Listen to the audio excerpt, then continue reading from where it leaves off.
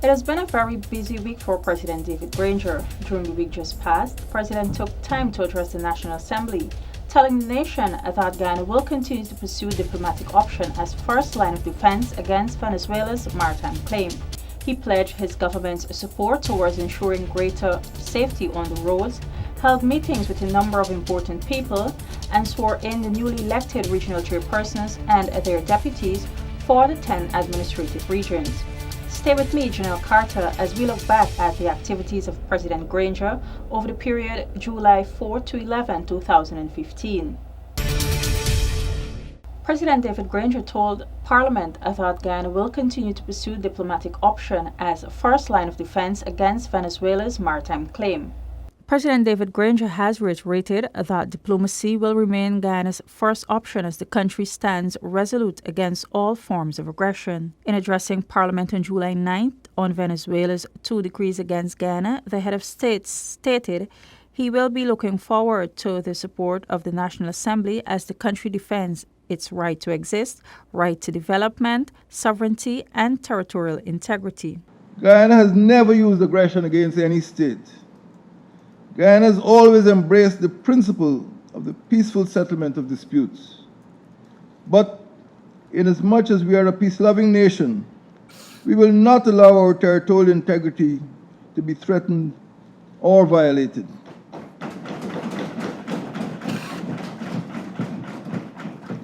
We consider Decree 1787 as constituting an act of aggression against Guyana. In response to Venezuela's aggression, Guyana sought international support, with the Commonwealth stating that it stood steadfast behind Guyana. The recent 36th CARICOM Heads of Government Conference, in their final communique, called on Venezuela to withdraw the decree. The UN has committed to sending a mission to both Guyana and Venezuela. Venezuela has since issued a second decree. While the new Decree number 1859 does not contain the coordinates of Decree number 1787, it does contain a general description of all the defense zones, with the descriptions of the eastern, central, and western regions remaining consistent with previous versions of the decree. It goes on further to state that these defense zones are spaces created to plan and execute integral defense operations. This portion remains offensive to Guyana. It is like a bone in our throats, since there continues to be a threat of the use of force in these areas.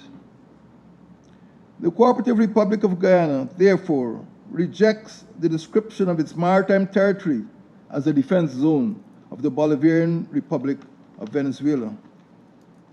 Mr. Speaker, Guyana is a sovereign state. It is empowered under international law to exercise sovereign rights over its continental shelf and exclusive economic zone. Guyana has full and unfettered authority to unilaterally explore and exploit the living and non-living resources within its jurisdiction.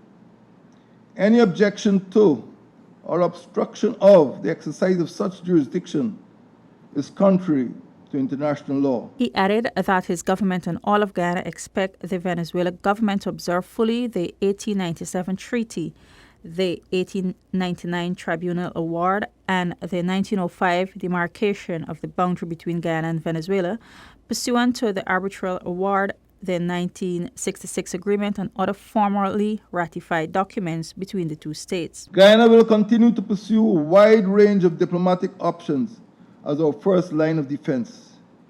Guyana remains resolute in defending itself against all forms of aggression. We remain wedded to the ideal of peace. We have never, as an independent nation, provoked or used aggression against any other nation, and we never will. We have never used our political clout to veto development projects in another country. We have never discouraged investors willing to invest in another country. We have never stymied the development of another nation state. We do not expect and will not condone any country attempting to do the same to us.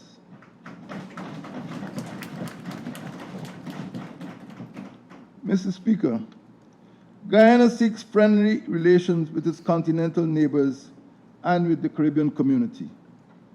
We want to develop our resources for the benefit of our people. We want the Caribbean to be a zone of peace.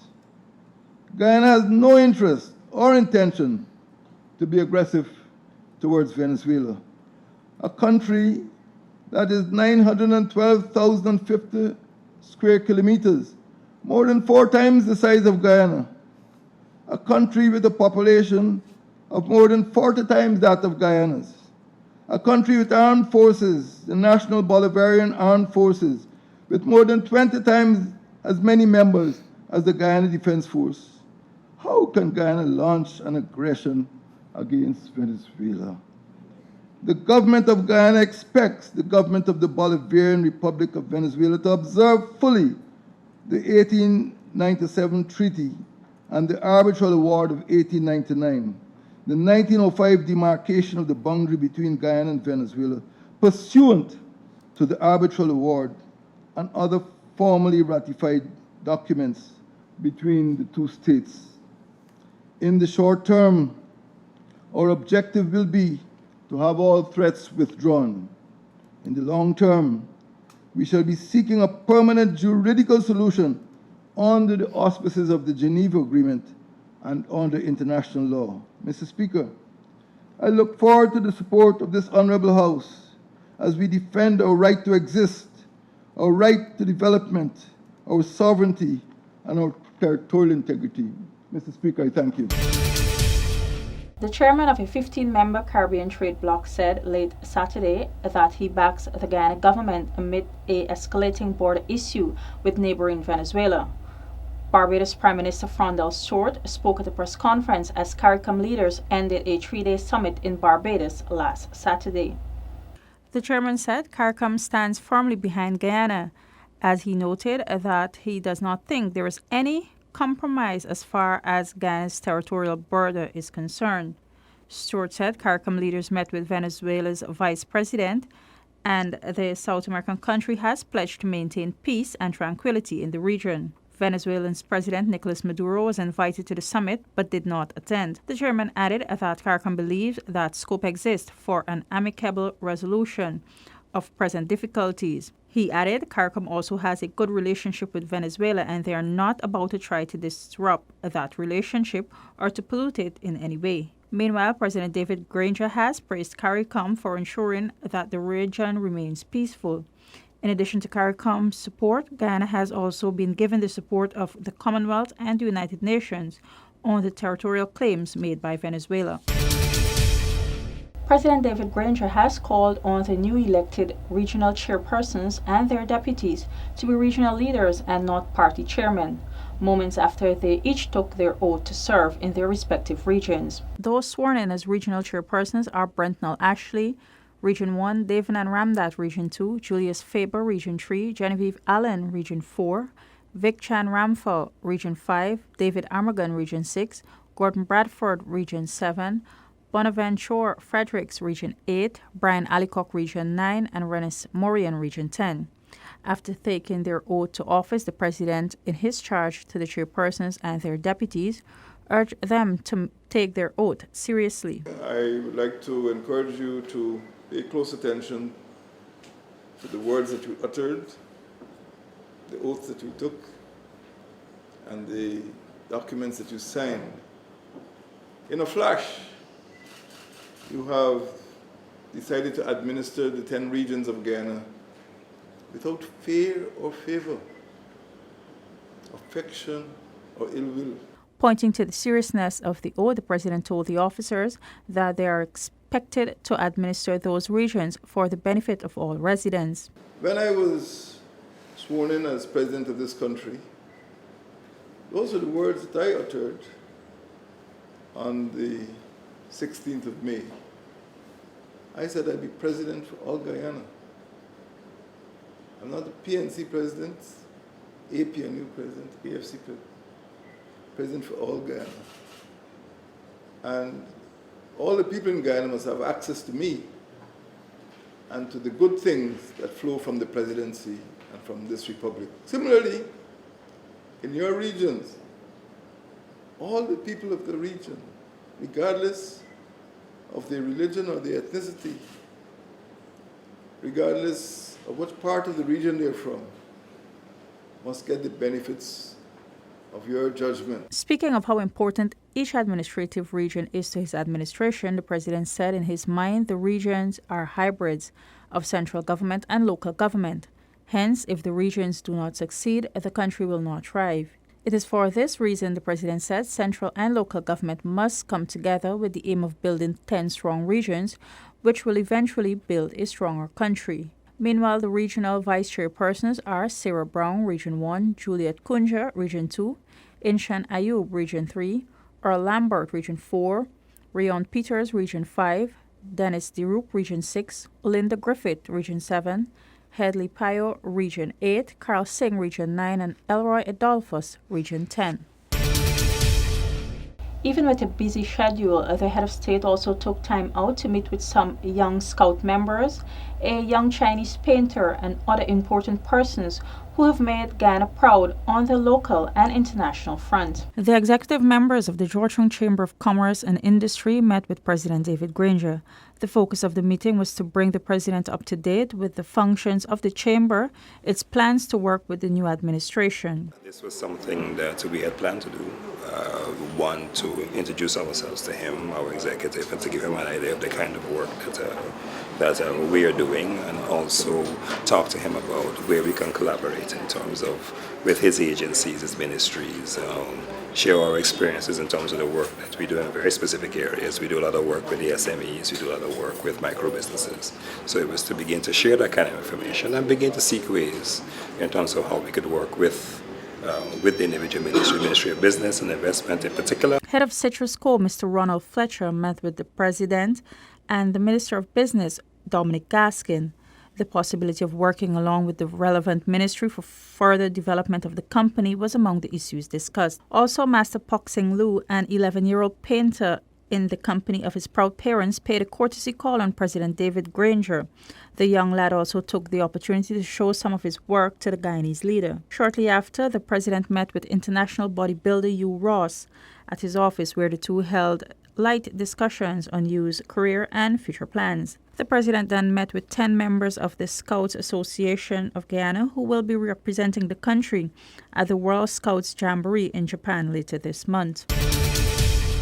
The Surinamese ambassador to Guyana, Her Excellency Miss Nisa Kurban Babo, on July 10 paid a courtesy call on President David Granger as she reaffirmed her country's commitment to working closely with Guyana in a number of areas. Also present at the meeting was Foreign Affairs Minister Honorable Carl Greenidge. We have good relations, Guyana, Suriname, and we are going to strengthen this relationship further.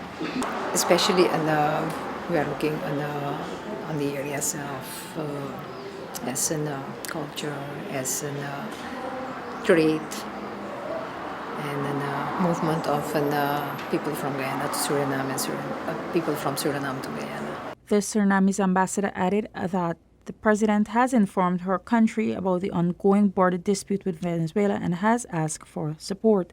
The ambassador added that Suriname, being a good neighbor, will support Guyana at this time. President David Granger earlier this week told attendees at his stakeholders consultation meeting on road safety that his participation in the forum was a clear indication of the importance his government places on the issue.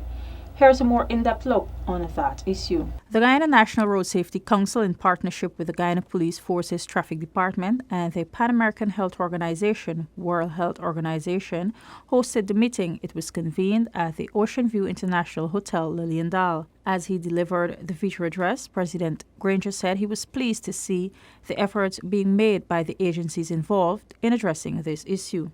When you see in the last 15 years, over 2,000 Guyanese have been killed on the roads. It is a serious epidemic, and no government could ignore the deaths of over 2,000 of its citizens in such a short period of time. Drawing a comparison with figures of road fatality in Barbados, the president said Guyana has a road fatality rate that is 4 times higher than that country. We have to make our roads safer.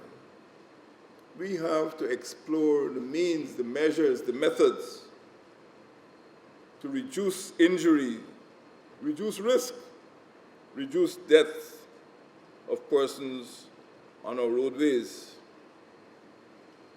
And the task of this consultation must be to ensure that in every possible instance, we prevent injury and death on the road.